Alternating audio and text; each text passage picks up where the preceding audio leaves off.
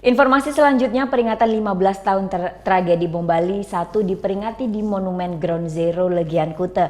Dalam peringatan ini juga digelar peluncuran buku yang berjudul Luka Bom Bali. 12 Oktober tahun 2002, tepat 15 tahun silam, Bali diguncang dengan tragedi kemanusiaan. Sebuah bom bunuh diri meledak di Pedis Club dan Sari Club Kuta. Lebih dari 200 warga negara asing dan warga lokal tewas. Andrew, wisatawan asal Australia, merupakan salah satu korban selamat dalam tragedi itu. Tragedi tersebut menyebabkan dia harus kehilangan kaki kiri dan pergelangan kaki kanannya. Saat peristiwa terjadi, ia bersama temannya sedang berkunjung ke Sari Club.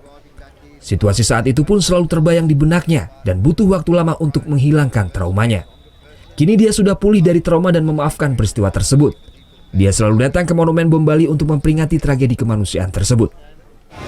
Yeah, obviously when the bomb went off in the Surrey Club and I got injured and I lost my leg and my foot and two of my friends got killed that night, that it really hit home emotionally to me that the terrorist bombing took my friends, took my leg, and in some cases took part of my life. You know, my life was destroyed there for a little while, and then I had to put it back together, get my self-confidence, learn how to walk again, and you know, I feel that I'm a lucky one. I got the second chance in life, so I feel very blessed.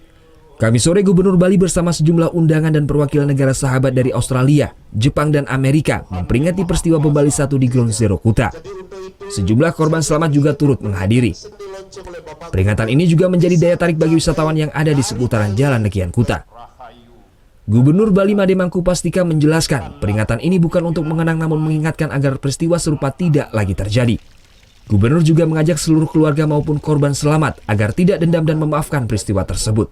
Sekarang para korban luka-luka, itu para korban luka-luka tadi yang bisa survive dan kemudian mereka bisa menghadapi hidup ini dengan tegar.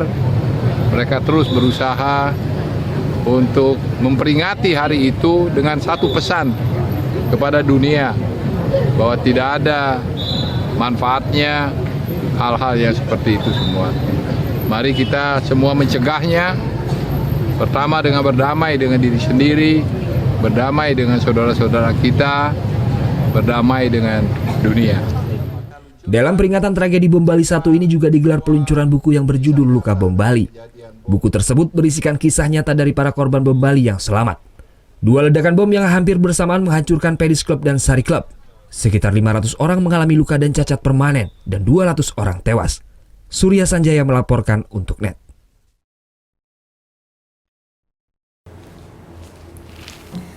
Udah selesai kan nontonnya? Nah, jadi jangan lupa buat like, komen, dan subscribe ya.